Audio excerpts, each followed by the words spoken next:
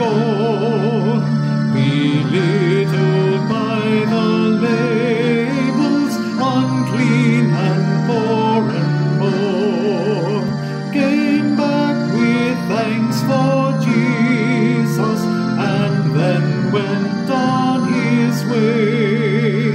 An outcast among outcasts showed grateful faith that day.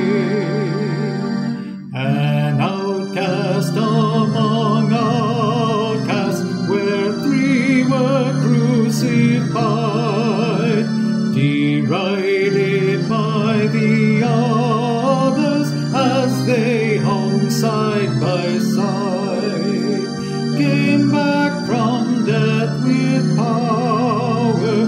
God had the final say. An outcast among outcasts shows God to us today.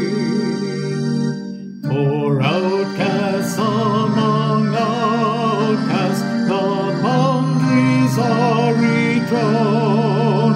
By words your faith has saved you, by cross and beast more.